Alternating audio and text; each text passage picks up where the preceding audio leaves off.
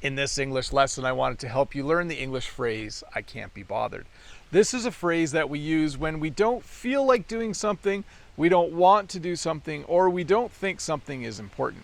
Here are a couple of examples. I exercise because I think it's important. If I didn't, I might say, you know what, I can't be bothered. I can't be bothered to exercise. It just seems like a waste of time to me. Another good example applies to me right now. I don't wash my car. I don't wash my van right now. I can't be bothered because it rains every day, so there's no reason to do it. So in English, when you can't be bothered to do something, it means you don't feel like doing something or you don't see why it would be important to do that. The second phrase I wanted to teach you today is, it's not a bother.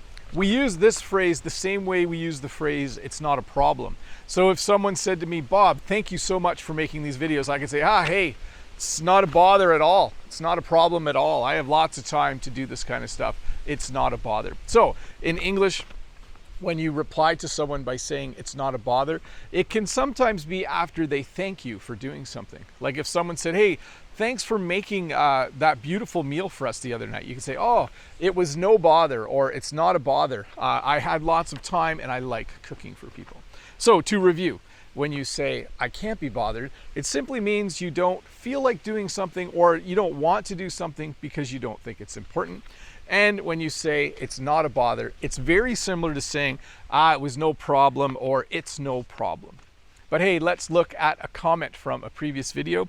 This comment is from Michael. And Michael says, Bob's pronunciation is very nice. Can anyone tell me if he has a Canadian accent or an American accent? And I thought, I'll answer this one. And my response was, I have a Canadian accent. It is very similar to an American accent. Well, at least it sounds a lot more American than British or Australian English. So yes, I very much have a Canadian accent. As I've mentioned before, Canadian accents are very similar to American accents. I do say words like sorry and about a little differently than my American cousins, but certainly my accent is a lot more American than British. It's definitely sounds a lot more American. I think it's because we live so close to the United States, and I think I watch a lot of American television, as most Canadians do, so our accents are very similar. Hey, I wanted to talk a little bit today about going back to school. It's crazy. By the way, if you are going to watch my live stream on my other channel later, or if you're going to watch it later today, it's about school. It's the middle of summer, but something funny happens to me in the middle of the summer. When the month of June ends, I start to think about school. When the month of June ends, I know I still have another whole month of summer vacation, but I start to think about school. I start to check my school email a little bit more.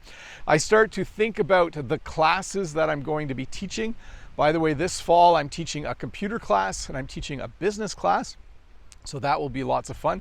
I won't be teaching French again until next spring. But yeah, towards the beginning of August, as I see the calendar flip in our kitchen, as we flip it later this weekend from July 31st to August 1st, I will start to think a lot more about school. How am I going to teach my lessons? What new things can I teach in my classes? What old things am I going to keep using because they work really well? Definitely, I'm less relaxed in August. The month of July is more relaxing. The month of August is more preparation. Anyways, see you in a couple days with another short English lesson. Bye.